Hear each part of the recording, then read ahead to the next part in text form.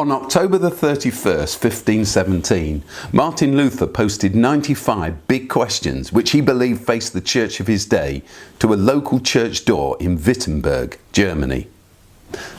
500 years later, I decided to post 95 new questions, one a week, to the web, questions which I believe the church must face in the 21st century.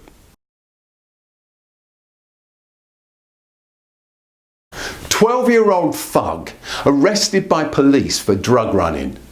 But why does the headline read that way? Why doesn't it read 12-year-old child rescued by police from drug gang?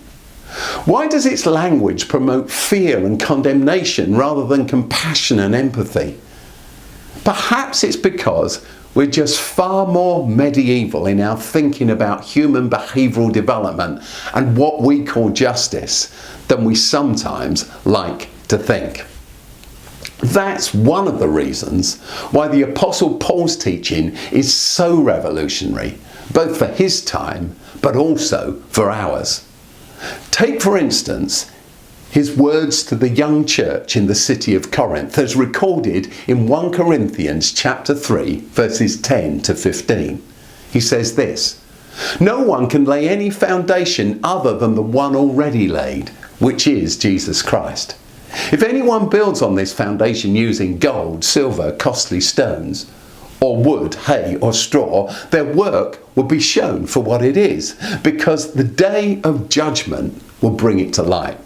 It will be revealed with fire, and the fire will test the quality of each person's work. If what's been built survives, the builder will receive a reward. If it's burnt up, the builder will suffer loss, but yet will be saved, even though only as one escaping through the flames." Now, I've heard it argued that here Paul is only talking about those who are already within the church, and even more specifically, only about Christian leaders. But once again, this is to lift Paul's words and his thought out of the context of his life and his culture. Every last scholar there is agrees that here Paul is deliberately drawing on the imagery of the words of the Old Testament prophet Malachi, who, describing what the Hebrews referred to as the day of judgment and the refining fire of God, asked, "But who can endure the day of his coming? Who can stand when God appears? For he will be like a refiner's fire or a launderer's soap." The purpose of the day of judgment and the fire of God, according to Malachi, is to cleanse, to purge, to refine, not to destroy. All of which is re-emphasised by his second metaphor, the launderer's soap, the cleansing soap. And in line with this, the vast majority of early church writers also believed that God's fire was always cleansing, that it would cure all those who went through it of the brokenness they'd accumulated during their lifetimes. Just for instance, Clement of Alexandria writes of God's fire as wise fire, which burns away sins, leaving behind only pure gold, whilst the great scholar Origen was convinced that we'll all be saved through divine fire. So what changed? Well, here in the West, over the centuries, the idea of the purging fire slowly developed in Roman Catholic theology into purgatory, a place where the souls of most of those ultimately destined for heaven were purified through suffering and torment from the consequences of their sins. But then, in the 16th century, the Protestant reformers, wanting to throw out all this bathwater, this Catholic bathwater, in my view, also misguidedly dumped the bath and lost the baby as well. No more purgatory, but no more purging, redemptive cleansing beyond death by God either. What do you make of all this?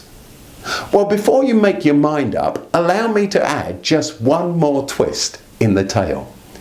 It was the modern-day Catholic theologian Joseph Ratzinger, better known now as Pope Benedict XVI, who made a mind-blowing suggestion.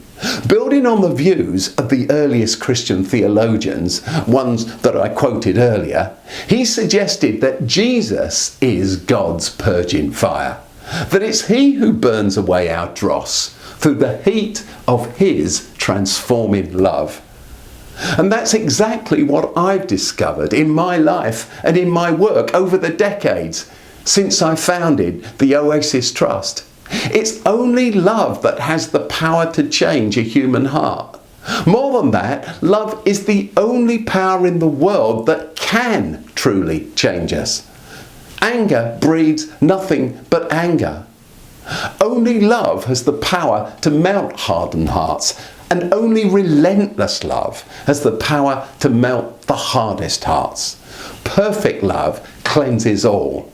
And that's what Paul's saying.